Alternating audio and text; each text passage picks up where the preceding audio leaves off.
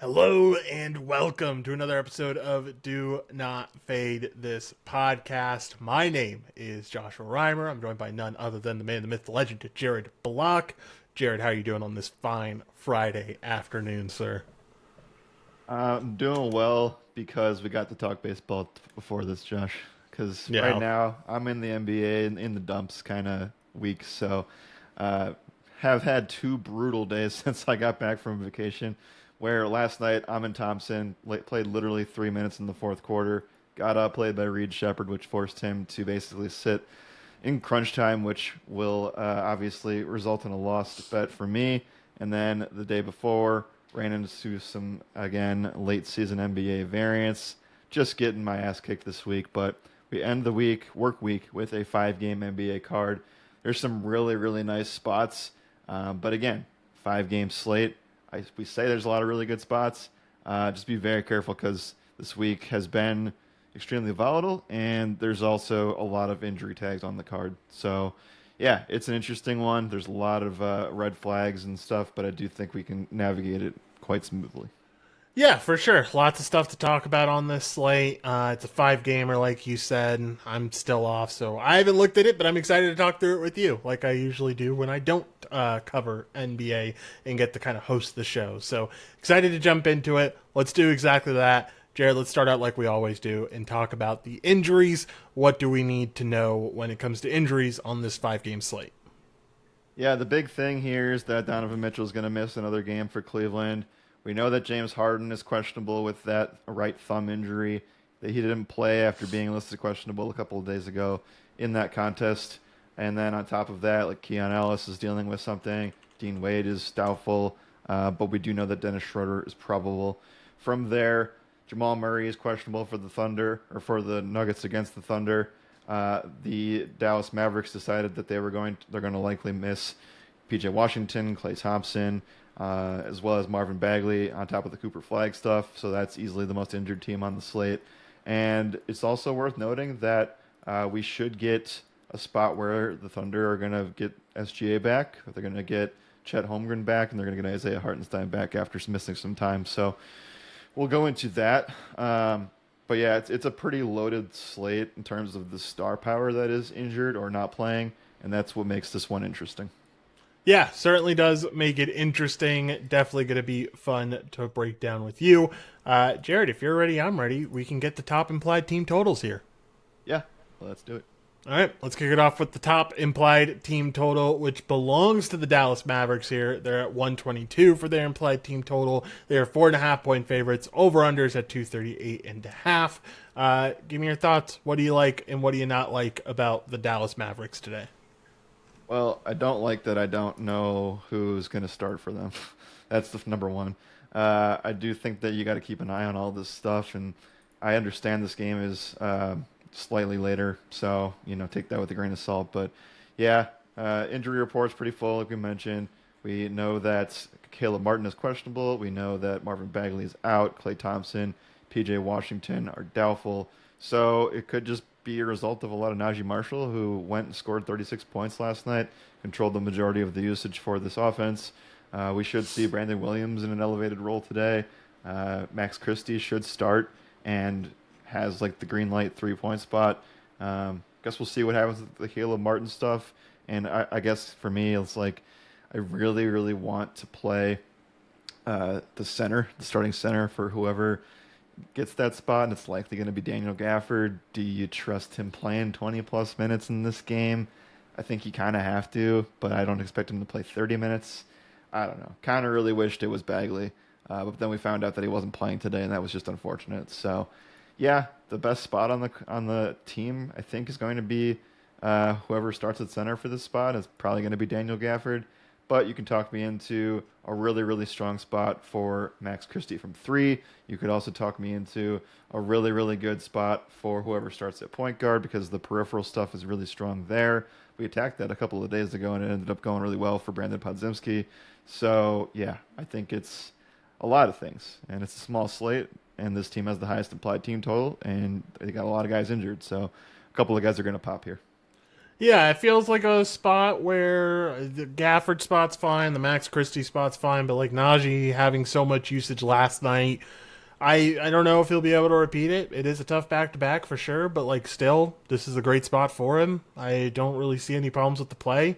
Hopefully he can get up another 20 shots because if that's the case, this is definitely another spot where he could put up Yeah. 30 plus points. So Najee is the guy that jumps off the page the most here, but definitely Gafford and like you mentioned, Max Christie having good spots as well. I hope Brandon Williams starts. Honestly, Brandon Williams would be a fun start here, and I hope they do it. They should do it. They should move Najee down to the 3 and let Max play the 2 like he usually does, and let Brandon Williams play the 1. And Brandon Williams would have a lot of upside if he does start here. Okay. Anything else for the Mavs? If not, we'll move on to the next team. No, we can move forward. Next team up is going to be the Oklahoma City Thunder, who have a 120.5 implied team total. They are 8.5 point favorites, with the over/under being 233.5. Like you mentioned, Shea got cleared to play, so we are expecting SGA to be back for this one. We are expecting Chet to be back for this one. They are still without Jalen Williams, but that is neither here nor there. Give me your thoughts on OKC against Denver here. Yeah, for me, this one felt just untrustworthy to a certain degree. This is going to be a spot where this game's like a below average game in pace. The Nuggets have been a middling defense, so there's at least some optimism there. They are allowing the second most above the break threes in the NBA per game over the last 30 days, and they are allowing a lot of corner threes too, are the Nuggets. So from that angle, you think you would start to feel pretty good about it, but then when you look at how this team profiles from three, it's not that ideal. And with that being said, the best above the break scorer on this side has been Isaiah Joe, only because there's been so many injuries. So he was the biggest benefactor in terms of taking advantage of times when SGA was off the court. Alex Caruso misses time, Jalen Williams misses time, et cetera, et cetera. But do you really feel that great about Isaiah Joe coming off of the bench, or at least like having the fifth highest usage rate from the starting lineup in a spot in this kind of matchup today? Like, I don't know. He's listed as a stronger play in our rundown today, but it's not like I felt overwhelmingly positive about it. SGA coming back obviously takes a huge usage. Do you expect him to play a good 30 plus minutes today? 'Cause I think I that I am. I think so, unless they get blowout territory. Like I don't. Was the injury really that serious? It was an abdomen I mean, he's injury. sidelined for 2 weeks, but like if he Yeah. wasn't gonna come back, like if he, it's one of those things where like if they weren't ready to have him come back, he's not gonna come back. So Yeah. I think that as an 8.5 home favorite with a 120 total, that kind of tells me that he's gonna get a full workload. So with that said, like if there's any other position outside of the 3 point line that Denver's not doing well against, it is like they have been a little bit weaker from a mid-range defensive perspective, and SGA is first in the NBA from that regard. So even after missing 2 weeks, if you want to go to that, be my guest. I'm fading the majority of the Thunder and the majority of this game just to see what OKC looks like with all these guys playing again. Yeah, it definitely does feel like a wait and see type of scenario here for this OKC team. I can definitely see just shying away and seeing what happens with Shea overall. I definitely don't mind it. I will say Shea's in a good spot. He's done well against Denver. 4 straight games at 30 plus points against this Denver team. Cason Wallace also, if he starts at shooting guard, he walks into a really good spot. If Isaiah Joe starts at shooting guard, he walks into a really good spot. I think Yeah. they ride with Cason Wallace though. Wallace has been the hot hand, 20 plus points in 3 straight games, and that's from really good 3 point shooting. That's someone that can take advantage of this above the break stuff that you were mentioning. So I don't know. I'm interested to see who starts for OKC at the shooting guard position because they have a multitude of guys that they can throw there. I hope it's Cason Wallace though because I think he does have a lot to bring to that spot.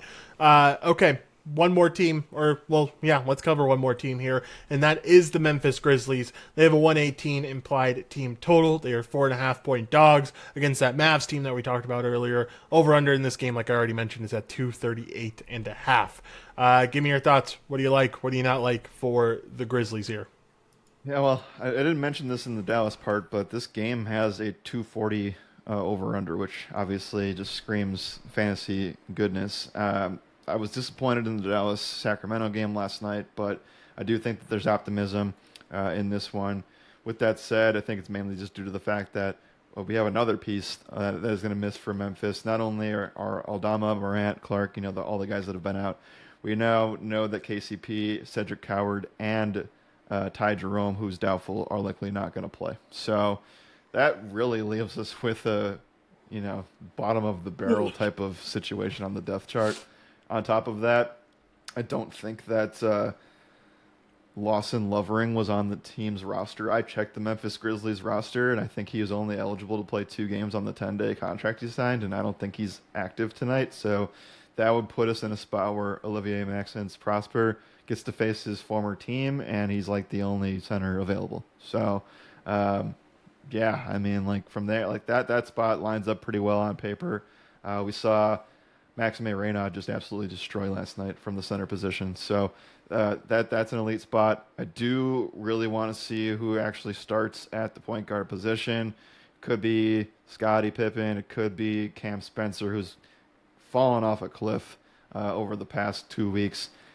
I do hope that they actually take a chance and give Javon Small his run. They don't really have much more to play for at this point, so they kind of got to figure out who's going to be on their team moving forward. And Javon Small has been looking pretty good over his last couple of games. Did anything stand out to you when you were covering this Memphis team with him, or did you miss the Javon Small window?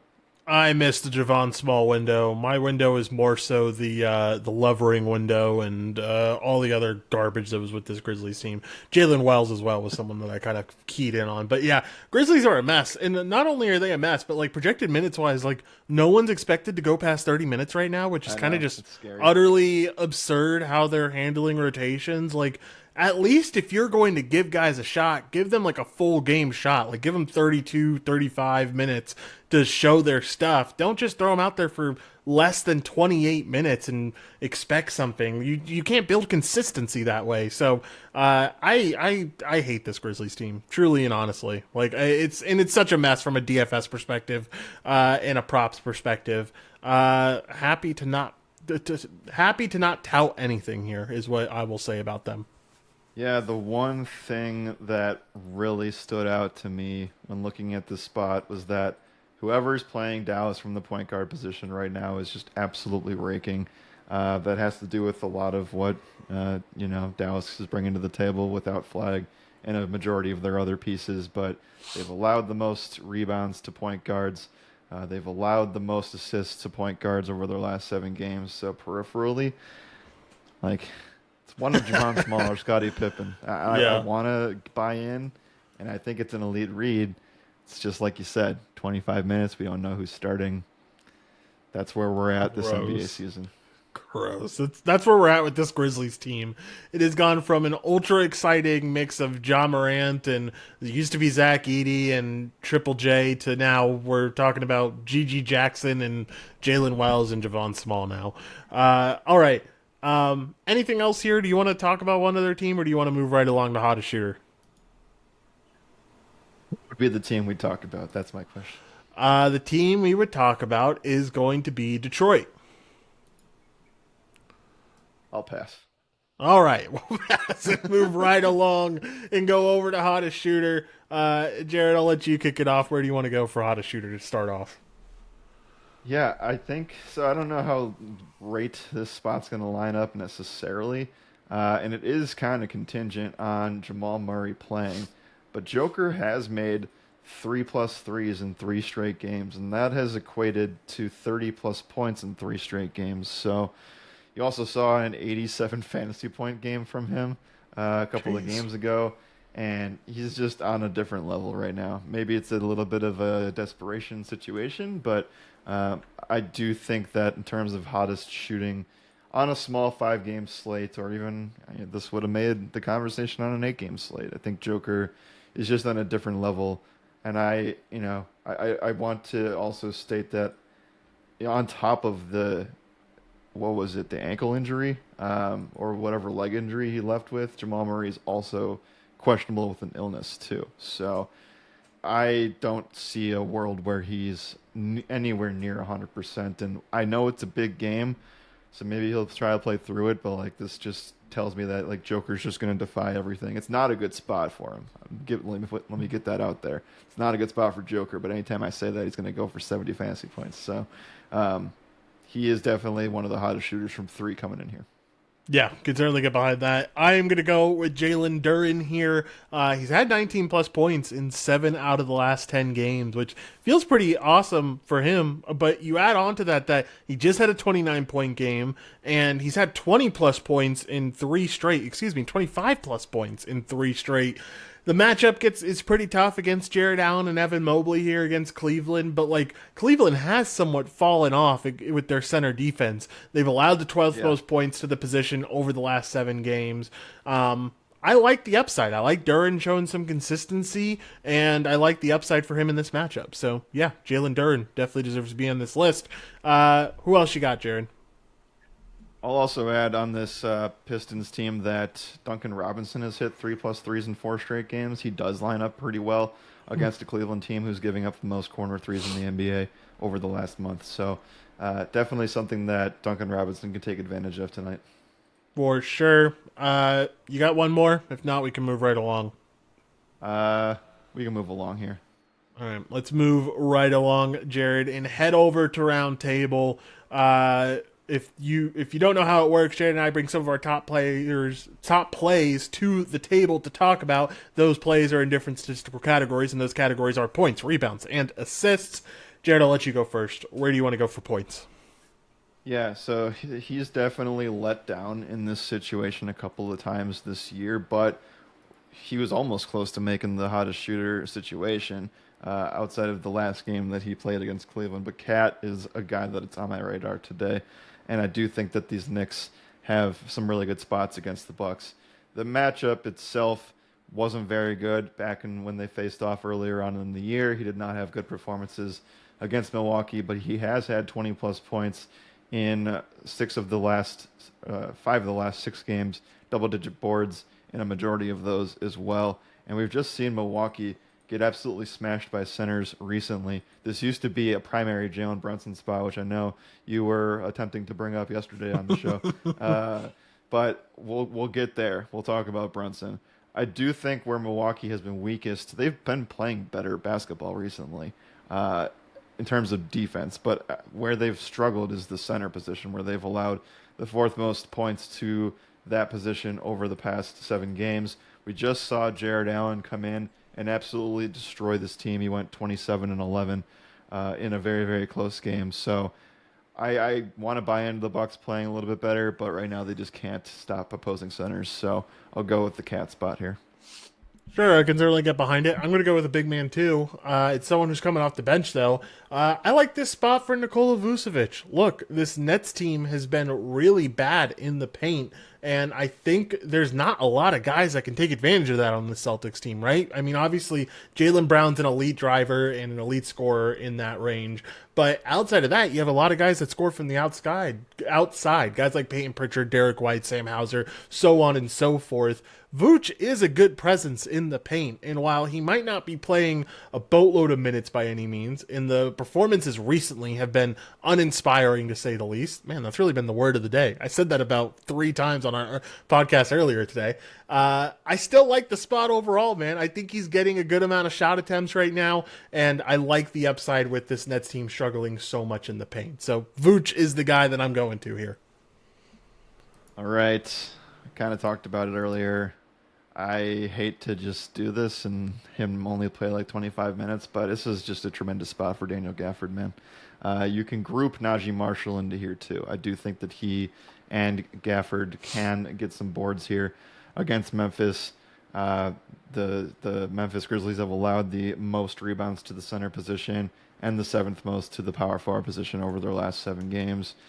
And I just think that somebody's got to grab boards for this team, right? Like they are down so many guys at this point. So not expecting Gafford to play 25 plus minutes. If you want the minutes floor, you go with floor and ceiling. You go with Najee, and I feel good about both. But yeah, centers have smashed against Dallas all season. We've said it a lot. Or yeah. Memphis, excuse me. For sure. Can certainly get behind it. I'm going with a guy that you mentioned recently, but I wasn't really talking about him specifically. I like this Jared Allen rebound spot. Look, I know the DVP will probably point you away from this at the end of the day, but there is just a level of consistency that you cannot look away from when it comes to Jared Allen. He has had 10 plus rebounds in 9 out of the last 10 games. And in the one game where he didn't have 10, it was a blowout against Washington. He only played 25 minutes and he still had 9 rebounds. He hooked it. So like this has just been like an amazing consistent performance that we've seen from Allen. Not this year, but in the past, we have seen him rebound very well against Detroit. I like Jared Allen's upside. I think he continues doing his thing and continues getting boards left and right. We're going with Allen for 10 plus boards here. Yeah, even in like the most disgusting spots, he continues to ball out. And now we've even seen it without Harden, which is even more crazy. So it's going to be interesting tonight for sure.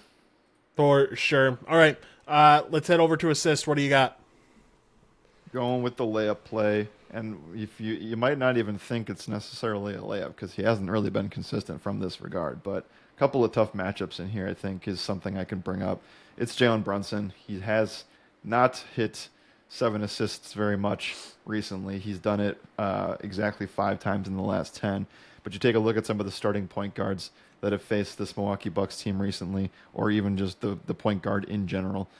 We have seen Davion Mitchell crush from this angle. I'll just shorten it up and say 75% of point guards have hit their assist line since Valentine's Day, essentially. So I know Dennis Schroeder fell short from this angle, but it should also be mentioned that Craig Porter, the backup point guard, had 9 assists in that game. So I do expect Jalen Brunson to have an overall really good game. We didn't mention the points stuff, but he's just absolutely just dominated the Bucks over the course of like the last 3 or 4 years. So I do like the assisting spot for him as well. For sure, can certainly get behind that. I'm going to go over back to this Dallas and Memphis game. Going to stay away from the Memphis side, though. Talk about Najee Marshall assist here. I just don't think the spot can get much better. Honestly, you can make the case for a lot of these Mavericks. Like, Memphis is allowing a lot of assists to every single position. They are a bottom 10 DVP team when it comes to an assist against 4 of the 5 positions, power forward being the only one they're not a bottom 10 team against. So, like, Najee Marshall fits that mold. He's had back-to-back games with 6+ assists. We saw the assist stuff a little wishy-washy before that, but that was back when Cooper was playing too, and I'm sure there's a lot of reasons, but like this is clearly his team now. There's not really anyone else that this belongs to, so wouldn't be surprised to see him be the main ball hand or the primary ball handler for a lot of this one. And yeah, Najee Marshall, 5+ assists. I like the upside quite a bit. All right, anything else here, Jared? If not, we'll head to 2 minds are better than 1. Yeah, just a caveat, just be very, very cautious about going Joker PRA tonight. Like I think this is a really interesting points rebound spot, but OKC has allowed the fewest assists to the center position. And if we expect Jamal Murray to not play, I just feel like Joker is going to have the ball in his hands a lot, and he might just have to take the game over from a scoring angle. So if there's one spot I didn't like with Joker, it's the fact that OKC has allowed the fewest assists to the center position over their last 7 games. For sure. All right, let's head over to 2 minds are better than 1. For those who don't know how it works, Jared and I go back and forth, each of us selecting 2 player props each. We add those player props into a parlay with our goal of the parlay to have somewhere between +100 to +150 odds. Jared, I'll let you kick it off. Where do we want to go first? I think what I'd like to do is... Yeah, we'll just lean into the cat stuff. Points plus rebounds. I think that we can probably get that at like 25 and feel really good about it. Yeah, hold on. I had cat as my spot, so let me put. No. It's fine. I have a second one. 25 plus for points plus rebounds is. Hold on, I'm getting there.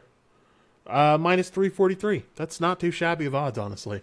I'm going to Najee Marshall. We talked about him a bunch. I really like the upside for Najee in this one. Hopefully he's not too tired after the back-to-back. That's like the only ding I have on this play overall. But if that isn't the case, he should be absolutely able to ball out against this Memphis team. We're going for 25 plus PRA. Okay, we're going to go. I wanted to check this while we're going. Do you, by chance, have the ability to check what that live spread is for the Cleveland-Detroit game? It is 5.5. Wow. Okay. So it was 6.5 this morning when I first started the rundown, and that was before the minor news broke, which was that Dennis Schroeder's probable and Dean Wade's questionable or doubtful now. James Harden's still questionable, and you're telling me it's a 5.5 point spread. I don't believe in any world where Cleveland keeps things competitive if Harden doesn't play in this game. So I like the spot for Cade, knowing that information, and he's obviously been an elite passer. Well, that's the spot I want to attack. The Cleveland Cavs have allowed the fifth most assists to the point guard position over their last 7 games, and that's been a problem for them all season long. So I'll go with Cade for, I don't know what that's got to be, like good odds is probably like 8 to 10 assists. 8 is perfect. That's exactly what I had. Feels like a pretty solid spot. Oh, I don't know if I want to go like risky or not risky here. How risky do you think the Shea spot is overall? In terms of him playing limited minutes and fucking us. Oh, I don't think he's playing limited minutes. All right. That he's gonna go all out in this one. We'll go something super easy then. We'll go 20 plus points for Shea. I really like the spot. He's done well against this Denver team recently as well. I think that even though like DVP just points to this being a bad spot for Shea, I wouldn't be shocked if you went through recent matchups and it's like, oh, we've seen a multitude of guys that just like aren't all that good at point guard play this team. And Shea's definitely the best point guard they've seen in quite a while. So I like Shea here. Let's go with SGA for 20 plus points. So altogether, we have Najee Marshall for 25 plus PRA, excuse me. Karl Anthony Towns for 25 plus points plus rebounds. Cade Cunningham for 8 plus assists. And Shea Gilgeous-Alexander for 20 plus points, Jared. Altogether, that gets you at plus 120. All right, Jared, any final thoughts? If not, let's get out of here, man. We have to find out the James Harden stuff in order for Cade Cunningham to be a full go, in my opinion. So that's important. This is a forgettable slate in general, and you're going to see hopefully a better slate on paper tomorrow. I know it's the same amount of games, but there's just a lot going on here. Like we're in the middle of a Memphis tanking situation. Dallas has no guys healthy. OKC guys haven't been healthy in 2 weeks. Jamal Murray's a question mark late at night. Like there's a lot of things that are just really weird on the slate. We didn't even talk about anybody on the Celtics today. That's where we're at again in a 17-point spread against Brooklyn. So it is a forgettable slate. We will do our best to put you guys in the best spots to succeed. Just know that there's caveats with pretty much every play on the board. So that's where we'll get when we get to the end of February. But yeah, we will move to March, and we will look optimistically as the weather starts to get a little bit better. At least it is here for me today. It's not here. Well, I guess it kind of is. It got a little bit warmer, but it was cold this morning, and it's going to snow next week. So, there's that. Yeah, I think that it's a solid slate overall. Definitely go light. It's a 5-gamer. It's not, like, incredible by any means, but there certainly are a few good spots that I know Jared is leading you guys to the right spots in. All right. Anything else here, Jared? If not, let's get out of here, man. Now we can get out of here. All right. Thank y'all for listening. As always, my name is Joshua Reimer. We will see y'all next week.